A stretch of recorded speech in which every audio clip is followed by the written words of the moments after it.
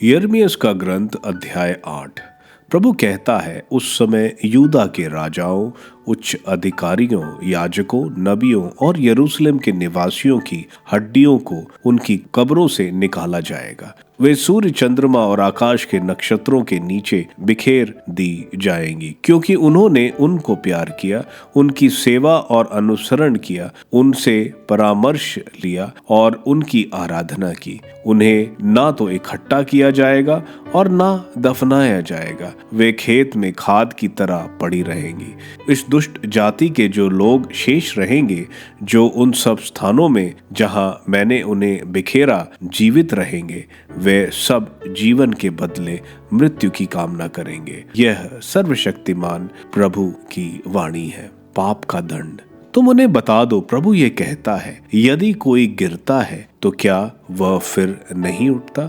यदि कोई भटक जाता है तो क्या वह फिर नहीं लौटता? तो क्या यह प्रजा, यरूशलेम के ये निवासी सदा के लिए भटकते रहेंगे? वे कपटपूर्ण आचरण करते रहते हैं, वे लौटने से इनकार करते हैं। मैंने उन्हें ध्यान से सुना है, किंतु वे कभी ठीक बात नहीं बोलते। कोई अपनी दुष्टता पर पश्चाताप कर यह नहीं कहता, मैंने क्या कर डाला। प्रत्येक अपने अपने मार्ग पर वैसे ही चला जा रहा है, जैसे घोड़ा बिना सोचे समझे युद्ध भूमि में शत्रु पर टूट पड़ता है। आकाश का लग लग पक्षी अपने प्रवजन का समय जानता है। पंडुक, अबाबील और सारस अपने लौटने का समय नहीं बोलते, किंतु मेरी प्रजा प्रभु द्वारा निर्धारित व्यवस्था की अवज्ञा करती है। तुम लोग कैसे कह सकते हो, हमें प्रज्ञा प्राप्त है और हमारे पास प्रभु की संहिता है, क्योंकि शास्त्रियों की झूठी लेखनी ने उसे असत्य बना दिया है। ज्ञानी भयभीत और विस्मित है, वे अपने ही जाल में फंस गए हैं। वे प्रभु की वाणी का तिरस्कार करते हैं, उनमें अब प्रज्ञा कहाँ है? इसलिए मैं उनकी पत्नियों को दूसरों को और उनके खेतों को विजेताओं को दे दूंगा, क्योंकि छोटे और बड़े सब अनुचित लाभ के लोभी हैं। नबी और याजक सब के सब कपटपूर्ण आचरण करते हैं। वे शांति शांति कहते हुए मेरी प्रजा का घाव भरना चाहते हैं, किंतु शांति कहाँ है? क्या उन्हें अपने आचरण की लज्जा हुई है? नहीं, वे किंचित भी लज्जित नहीं है। वे यह भी नहीं जानते कि लज्जा क्या है। इसलिए दूसरों के साथ उनका भी पतन होगा।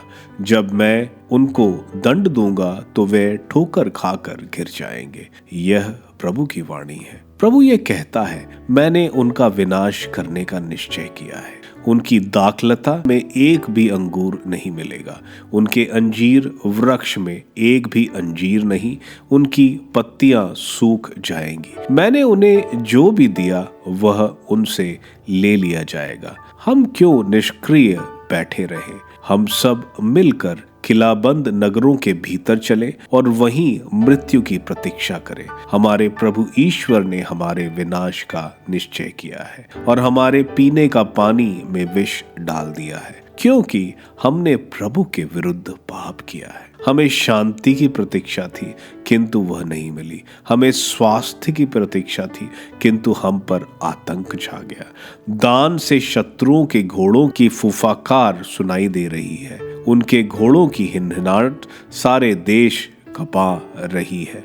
वे देश और उसकी उपज को, नगर और उसके निवासियों को फाड़ कर खाने जा रहे हैं। देखो, मैं तुम्हारे यहाँ विषैले सांप भेज रहा हूँ, ऐसे सांप जिन पर तंत्र मंत्र का कोई प्रभाव नहीं पड़ता। वे तुम लोगों को डसेंगे। यह प्रभु की वाणी है। यिर्मयाह का विलाप। मेरी पीड़ा असाध्य है, मेरा दिल टूट गया है। मेरी प्रजा की दूर दूर से आने वाली यह करुण पुकार सुनो। क्या अब प्रभु सियोन में नहीं रहता? क्या उनका राजा अब भी वहां नहीं रहता? उन्होंने अपनी देव मूर्तियां और निसार पराये देवताओं की पूजा द्वारा मेरा क्रोध क्यों भड़काया? फसल का समय बीत चुका है, ग्रीष्म ऋतु समाप्त हो गई है, किंतु हमारा उद्धार नहीं हुआ है। अपने लोगों की विपत्ति के कारण मेरा दिल टूट गया है। मैं शोक मना रहा हूँ, मैं निराश में घिर गया हूँ। क्या गिलाद में मरहम नहीं? क्या वहां कोई वैद्य भी नहीं? क्या मेरे लोग के स्वास्थ्य लाभ का कोई लक्षण नहीं? ओ, यदि मेरा सिर जल सोत्र बनता और मेरी आंखें आंसुओं की धारा, तो मैं अपने देश के मारे हुए लोगों के लिए दिन रात रोता रहता।